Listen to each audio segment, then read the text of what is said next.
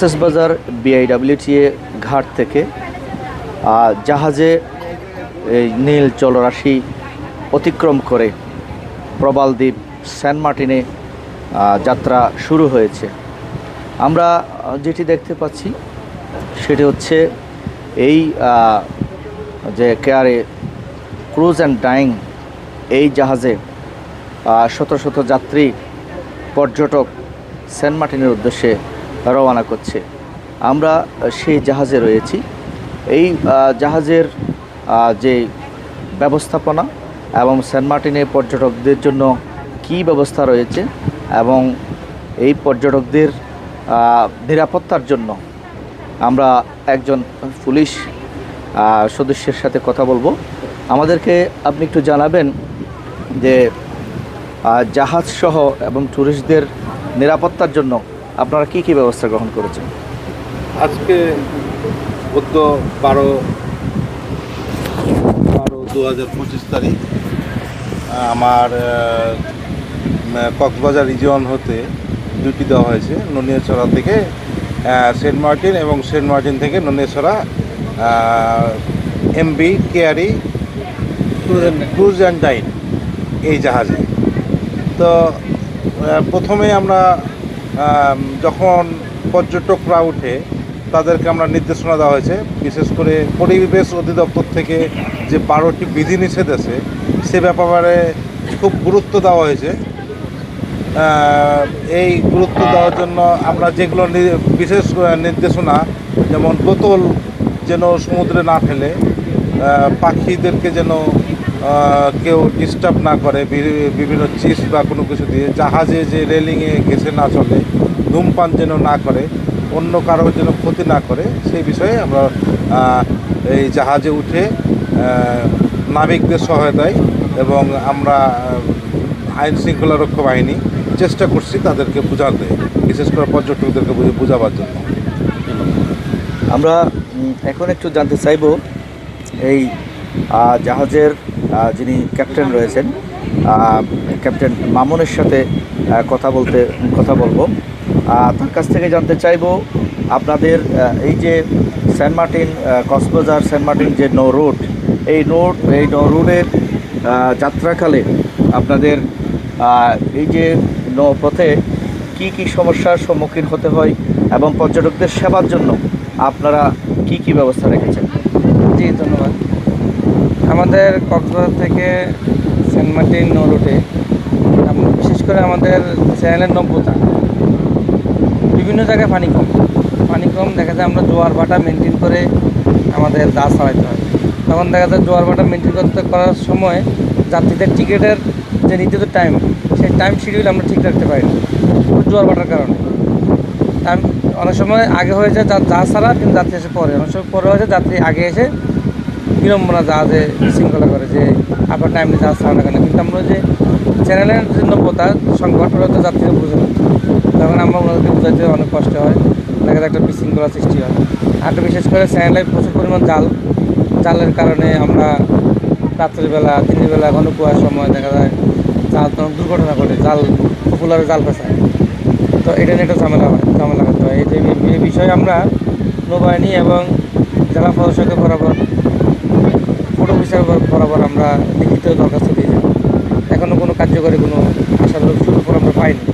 আপনাদের একটু জানিয়ে রাখতে চাই, গেল 1 নভেম্বর থেকে এই কক্সবাজার টু সেন্ট মার্টিনের নৌ রুটে জাহাজ চলাচল শুরু হওয়ার কথা থাকলেও এই নভেম্বর 1 মাস জাহাজ চলাচল বন্ধ ছিল।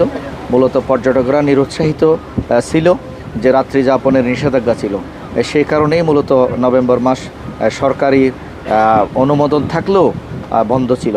1 ডিসেম্বর থেকে আমরা যেটি দেখতে পাচ্ছি সেটি হচ্ছে রাত্রি যাপনের অনুমতিসহ 6টি জাহাজকে সরকার অনুমোদন দিয়েছে এই কক্সবাজার টু সেন্ট মার্টিন নৌ রুটে, এবং সেরকমই সাড়া মিলছে।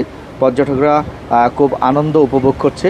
এই যে আপনারা দেখতে পাচ্ছেন নীল জলরাশি এবং পাহাড় গেড়া যে নীল জলরাশি, এবং আমরা ছুটে চলছে এই জাহাজ প্রবালদ্বীপ সেন্ট মার্টিনের দিকে। আমরা এখন একদম বঙ্গোপসাগরের মধ্যে অবস্থান করছি। আমরা জানতে চাইব এই যাত্রায় পর্যটকদের কাছ থেকে জানতে চাইব তারা সেন্ট মার্টিন যাচ্ছেন এবং তাদের যে আনন্দ উল্লাস উচ্ছ্বাস সেই বিষয়ে তাদের কাছ থেকে জানতে চাইব আসলে তারা কি বলছেন। এখন একটু জানিয়ে রাখতে চাই সেটি হচ্ছে যে দীর্ঘ নিষেধাজ্ঞার পর প্রায় 9 মাস নিষেধাজ্ঞার পরে এই যে নতুন করে সেন্ট মার্টিন যে যাত্রা শুরু হলো এবং সকলেই স্বতঃস্ফূর্তভাবে যাত্রা করছে। আপনারা দেখতে পাচ্ছেন অনেক যাত্রী। আমরা একটি ফ্লোরে অবস্থান করছি এখন এবং আরও নিচে এবং উপরে আরও ফ্লোর রয়েছে এবং অনেক যাত্রী। আমরা সকালে যেটি দেখতে পেয়েছি সেটি 6টি জাহাজের যে বিশাল যে একটি বহর আমরা দেখতে পেয়েছিলাম পর্যটকদের। 2000-এর অনুমতি থাকলেও অনেক চাহিদা রয়েছে সেন্ট মার্টিনে।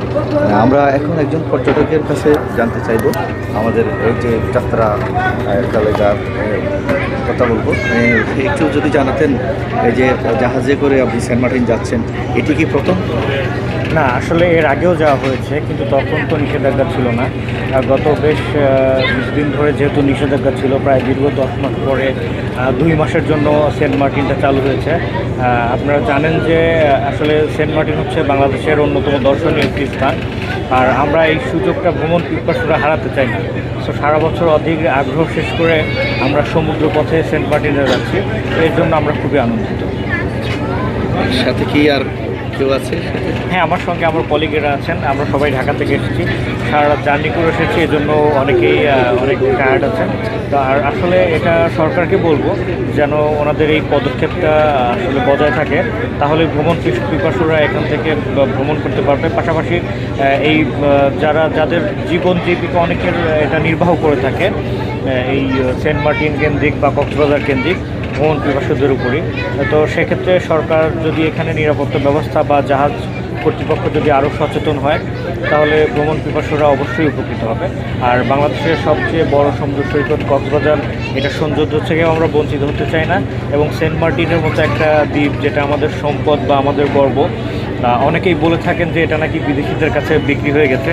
তো আমি তাদেরকে আহ্বান করব যে বিভ্রান্তি না ছড়িয়ে আপনারাও আসুন, আমাদের মতো করে সেন্ট মার্টিন ঘুরে যান, দেখুন, উপভোগ করুন বাংলাদেশের সৌন্দর্য।